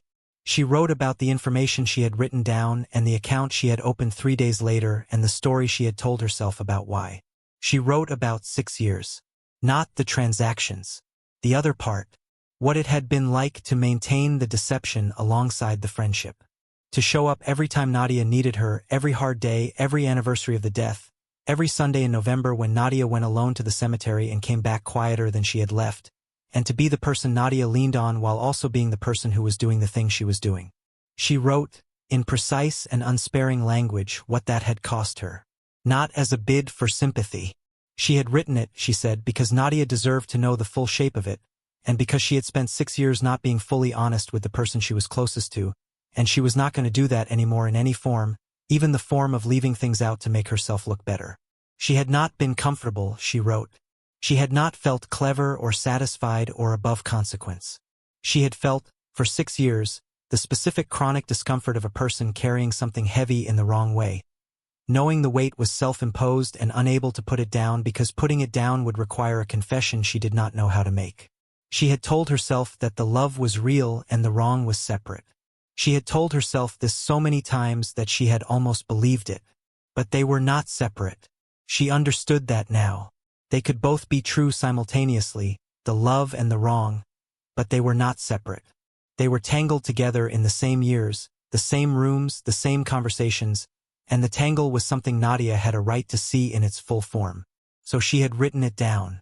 She ended with something that was not an apology in the ordinary sense because she wrote that ordinary apologies seemed insufficient and she did not want to offer insufficient things. She wrote instead that she understood she had taken something that was not hers, and that the fact of loving the person it had belonged to did not justify the taking, and that she hoped, without expectation, that Nadia would someday be able to hold both the truth of what she had done and the truth of what she had felt, without one canceling the other. She did not ask for anything. She closed with Celeste's name. "Your mother was extraordinary," she wrote. "I know you know that.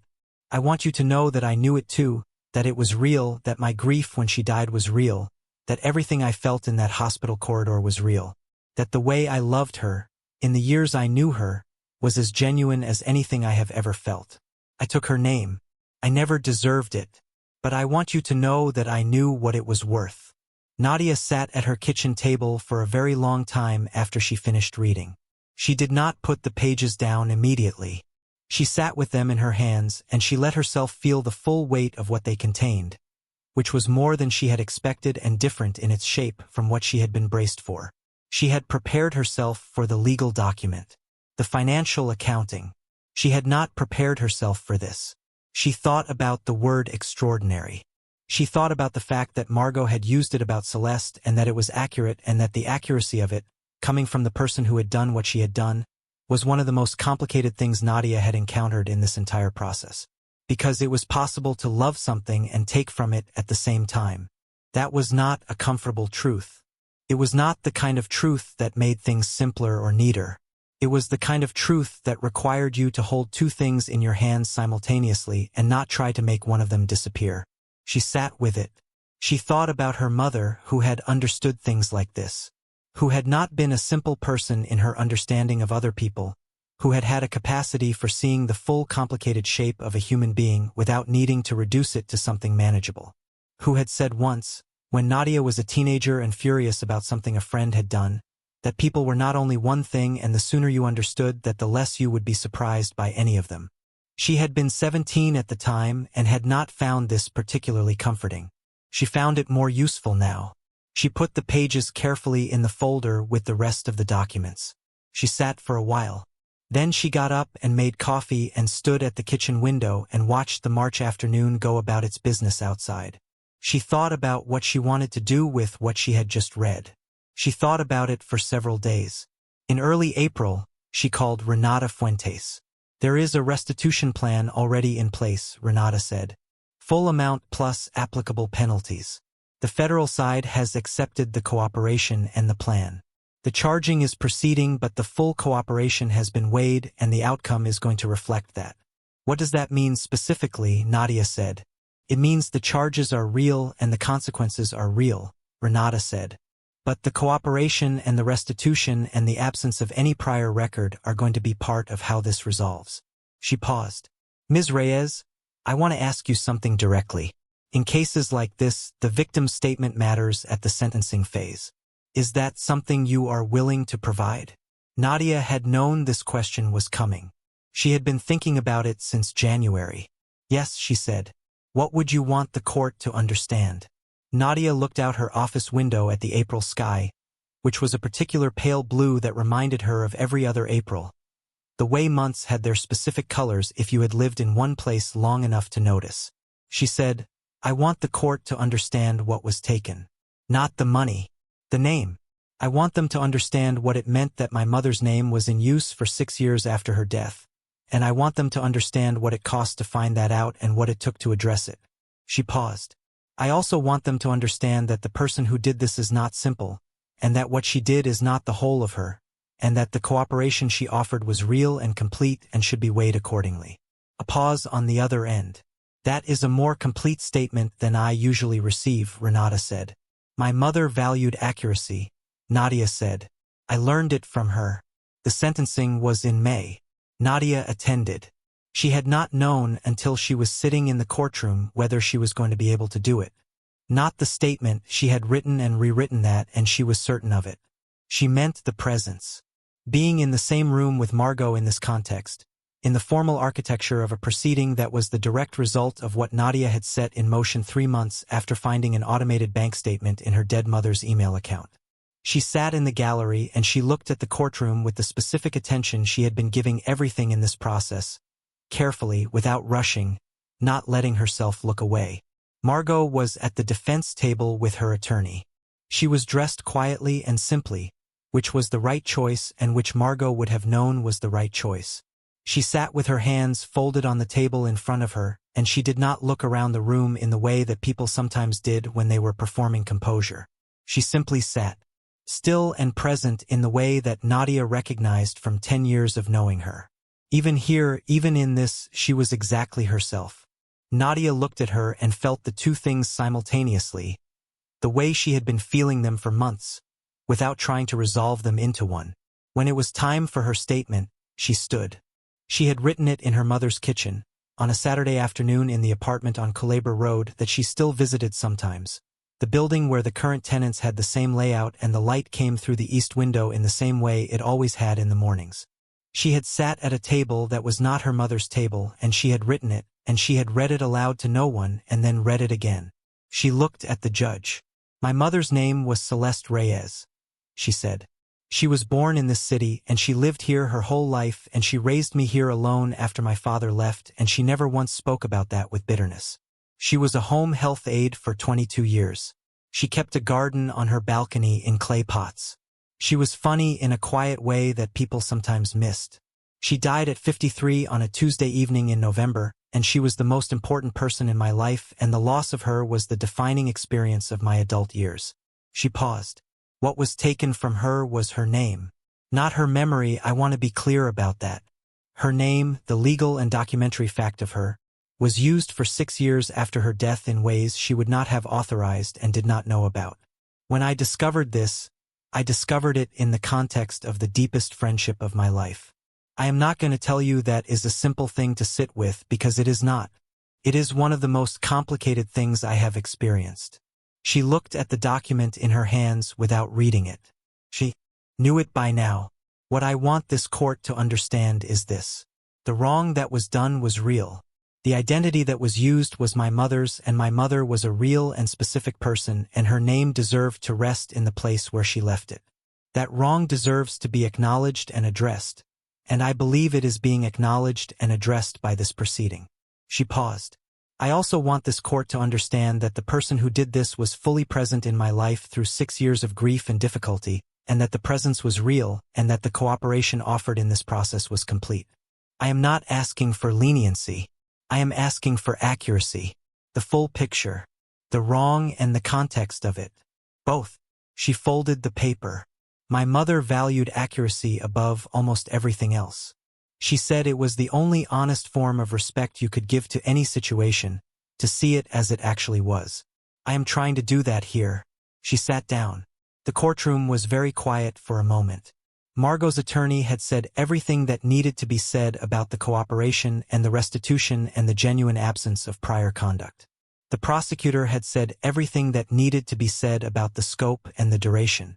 The judge had listened to all of it with the focused patience of someone whose job was to hold contradictions and reach decisions. The sentence reflected the cooperation. It was not nothing. The federal charge carried its own weight, and the judge was clear that it would.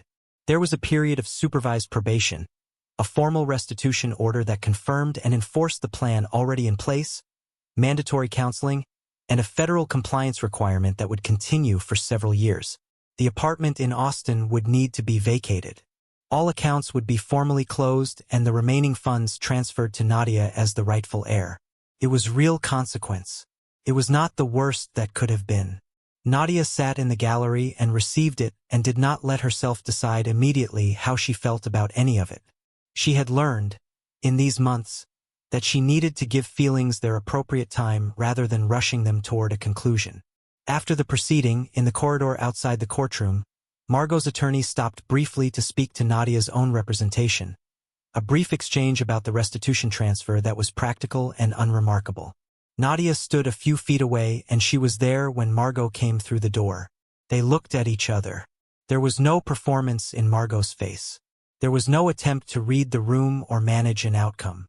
There was only the face of a person who had just stood in a courtroom and had the full weight of what she had done put on the record, and who was now standing in a corridor looking at the person she had done it to. Nadia looked at her. She thought about all the things she could say. She had thought about this moment many times in the preceding weeks, turning over possible words, trying to find the ones that were accurate without being more or less than the truth required. In the end, she said, "I read your pages." Margot waited. "Every word," Nadia said. "I read them the same day they arrived, and then I read them again 3 days later." Margot held her gaze. She did not ask what Nadia had thought. She understood, Nadia believed, that she was not entitled to that information and that it would be offered or not offered according to what Nadia decided. Nadia decided. "What you wrote about my mother," she said carefully. "I am keeping it. Not the accounting pages. Those are filed and they will stay filed. The handwritten pages. I am keeping those." Margot's expression moved slightly. Something in it shifted in the direction of something real. "Because it is accurate," Nadia said. "Everything you wrote about her is accurate. And accurate things about her belong with the record I am building of who she was." She paused. "You knew her. You actually knew her. And what you knew is worth keeping even in the context of everything else." She let that sit for a moment. "I am not telling you we are okay," she said. "I am not telling you I have found my way to the other side of this. I have not. I am telling you that what was real is not erased by what was wrong. Both things are in the record. Both things are true. And I am someone who believes in keeping accurate records." Margot looked at her for a long moment. Her eyes were finally, after all of this, wet at the edges. Not overflowing. Just present. "Your mother raised someone extraordinary," she said. "I know," Nadia said. She meant it without pride. She meant it as a plain fact about her mother, which was what it was. The kind of person Celeste Reyes had been was evidenced by the kind of person she had produced, and that evidence was not nothing. It was one of the things Nadia had come to in the months of writing the true record, that a person's legacy was not only what they left behind but what they made possible in the people they had shaped. She said goodbye to Margot in the corridor. She walked out of the building into the May afternoon, which was warm and bright in the specific way of San Antonio in May, full of light and the smell of something blooming nearby that she could not identify but that was pleasant and particular and entirely present.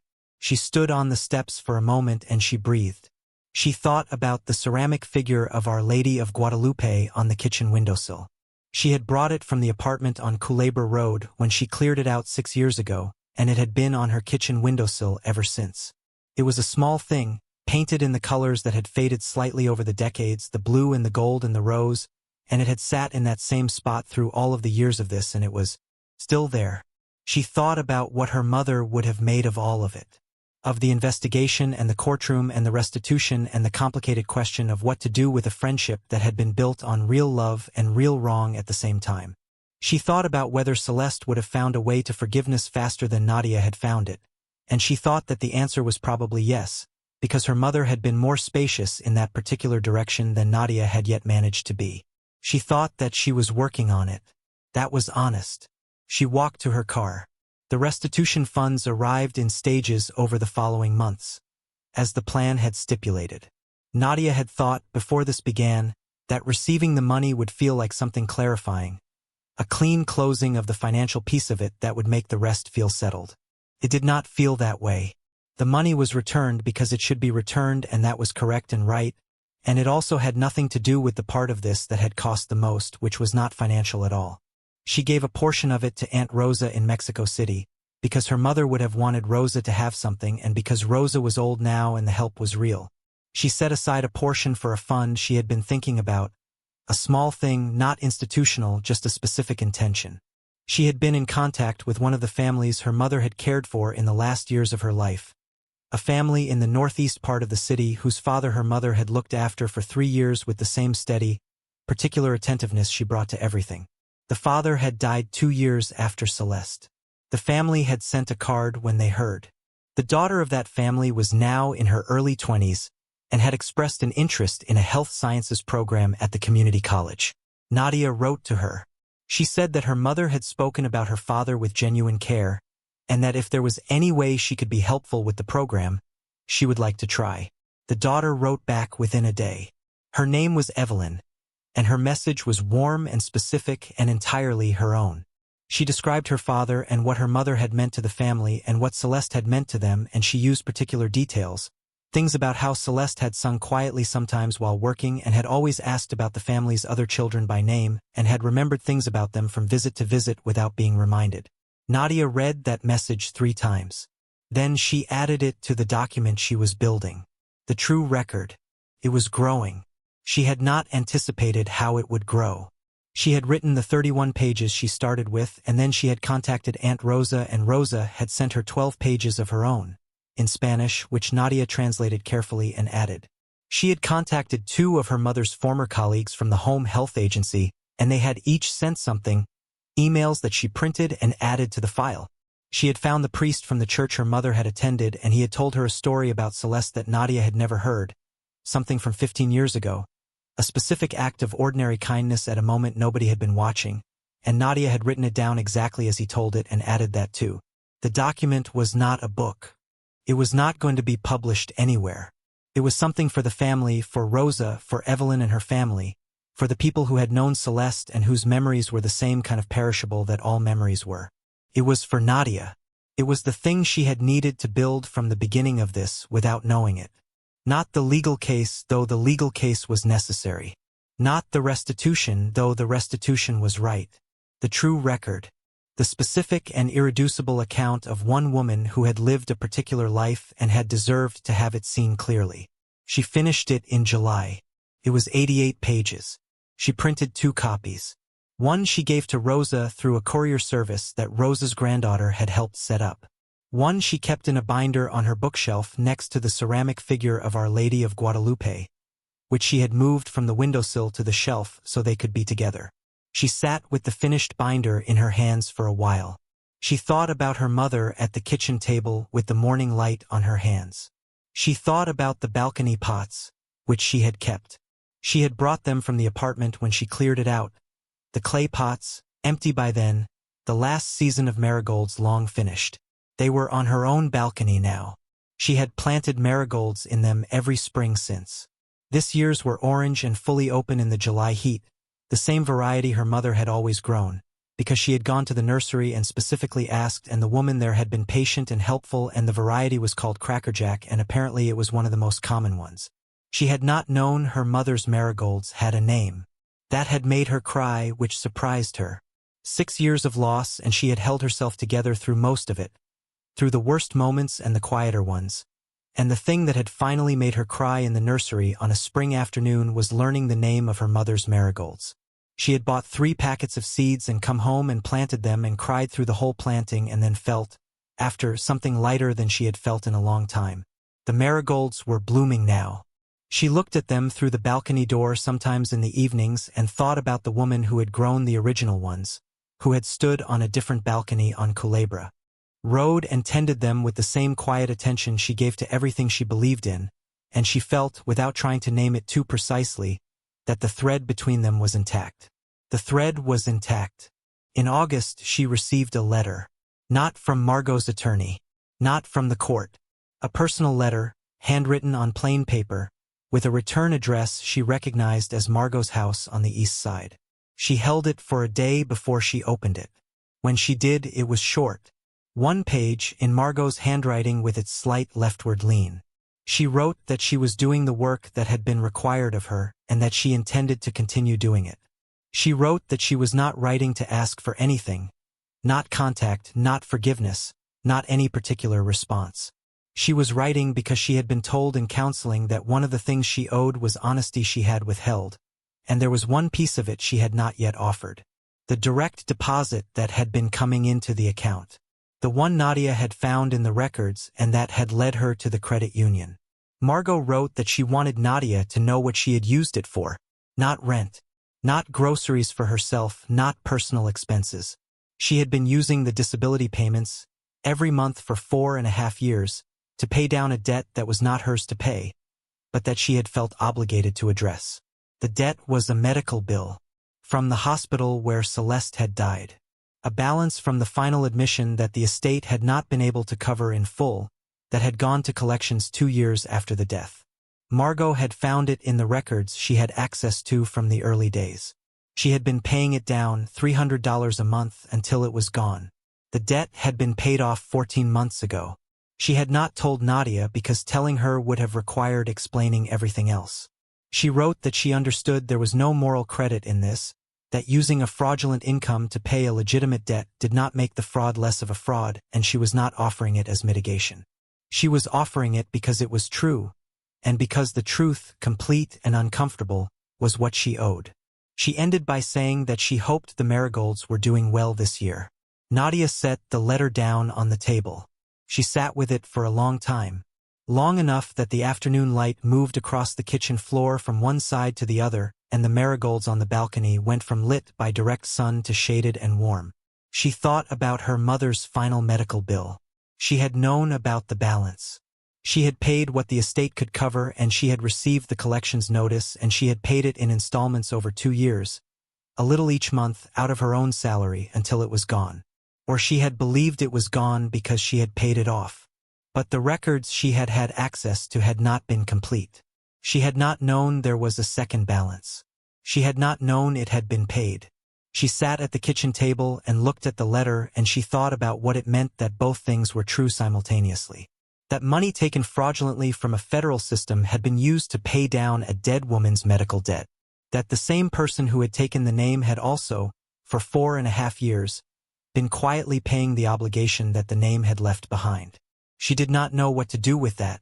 She held it for several days. Then she called Dolores. She read Dolores the relevant part of the letter. Dolores was quiet for a moment. Then she said, "That is the most complicated thing I have heard in a long time." "Yes," Nadia said.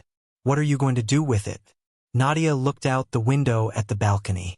The marigolds were in full bloom, orange and insistent, the way they always were in August. "I am going to add it to the true record," she said. "It belongs there. The full picture belongs there." "And Margot?" Nadia was quiet for a moment. She thought about 10 years of friendship. She thought about the hospital corridor and the bench by the river and the courtroom corridor and the letter on the kitchen table. She thought about love and wrong and the fact that human beings were capable of both simultaneously, which her mother had told her when she was 17 and which she had not fully believed until she was 32 and living through the evidence of it. She thought about the Marigolds. She thought about the thread that was intact. "I am going to write back," she said. "Not because everything is okay. It is not okay and it will not be okay for a long time. But because she told me the truth when she did not have to, and because my mother's bill is paid, and because I am not someone who leaves accurate things unacknowledged." Dolores exhaled. "Your mother would be proud of you," she said. Nadia looked at the ceramic figure on the shelf. The faded blue and gold and rose. The small painted face that had watched over every kitchen her mother had kept and that was watching over this one now. "I hope so," she said. She sat down that evening at the kitchen table and she took out plain paper and she wrote. She wrote that she had received the letter and had read it and had sat with it for the time it required. She wrote that she was not in a position to tell Margot that they were going to find their way back to what they had been, because she did not know that yet and she was not going to offer something she was not certain of. She wrote that what she could tell her was that the truth she had shared was received and was in the record where it belonged. She wrote that her mother's bill being paid was something she needed time with, that it was complicated and she was not going to simplify it in either direction. But she wrote that she believed Margot had meant it the way she had described it and that meaning something did not make it less complicated, and that both of those things were simultaneously true. She wrote, near the end, something she had not expected to write. She wrote that she had been working on a document about her mother. A true record. 88 pages. She wrote that Margot's handwritten pages from the attorney's letter were in it, because they were accurate and because accurate things about Celeste belonged in the record of who Celeste was, regardless of who had written them. She wrote that she was including, with her letter, a copy of the first 10 pages of the document. Not all of it. Not yet. But the beginning of it. The part about the apartment on Culebra Road and the balcony garden and the way her mother folded towels and the sound of her laugh when something surprised her. She wrote, "This is who she was. You knew her. I thought you should have this part of the record." She folded the letter and the 10 pages and she put them in an envelope and she wrote the address and she left it on the table to take to the post office in the morning. Then she made tea and she stood on the balcony in the August evening with the marigolds at her feet, orange and open in the last of the daylight, and she breathed in the warm San Antonio air that smelled of the end of summer and something else underneath it that she did not try to name. She thought about her mother, not the loss of her, not the complicated aftermath of the last year. Just her mother, the specific woman, Celeste Reyes, who had grown marigolds and kept her center and raised her daughter to look at what was actually in front of her and call it by its true name. She had done that. Through all of it, that was what she had done. She had looked at what was actually in front of her. She had not looked away from the truth when the truth was difficult or when it implicated someone she loved or when it would have been easier to leave the statement unopened and the thread unpulled. She had looked and she had named what she saw and she had set the machinery of accountability in motion and she had sat with the weight of it through every phase of the process. She had written her mother back into the center of her own story. She had made the true record. She had sent 10 pages of it to the person who had done harm and had also, in the complicated way of people who were not only one thing, told the truth when she did not have to. Her mother's name was her mother's again. It was in the record, complete and accurate and specific and irreducible. It was in the 88 pages on the shelf beside the ceramic figure. It was in Rose's copy in Mexico City. It was in Evelyn's memory of her father's caregiver who had sung quietly and remembered names. It was in the priest's story about 15 years ago. It was in all the particular places where a real life left its real marks. No form could hold that. No account number could contain it. No one who had used the name for practical purposes had ever touched the actual substance of it, because the actual substance of it was this, the specific woman who had been Celeste Reyes, and that substance lived where it had always lived, in the people who had known her and in the daughter she had made and in the clay pots on the balcony where the marigolds bloomed orange every summer in a city that had been her home. The thread was intact. It had always been intact. Nadia stood on the balcony until the light was gone and the stars came out above San Antonio. The same stars that had been above the apartment on Culebra Road and above every evening of her mother's life, steady and indifferent and entirely present, and she let herself feel, for the first time in a year without anything else underneath it, the specific and irreplaceable love she had for the woman who had raised her. It was still there. Of course, it was still there.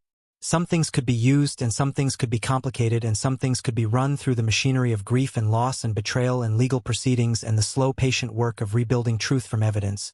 And they would still be there at the end of all of it, steady and clear and exactly the size they had always been. She breathed. She looked at the Marigolds. She said, "Good night, Mom," the way she had always said it, quietly and without ceremony, because that was how they had always done the ordinary things. Then she went inside and she sealed the envelope on the table and she turned off the kitchen light and she went to bed. And in the morning she was going to get up and take the letter to the post office and come home and make coffee and sit at the table in the morning light and continue the work of being exactly who her mother had raised her to be, which was this: a woman who looked at what was actually in front of her. A woman who kept accurate records. A woman who did not mistake endurance for strength or silence for surrender or the absence of noise for the absence of conviction. A woman whose mother had been extraordinary. A woman who intended to prove, for the rest of her life, that she knew exactly what that was worth. Thank you so much for watching until the end. If you loved this story, check out the other videos on your screen now. I think you'll really enjoy them. And don't forget to subscribe if you haven't already. See you in the next story.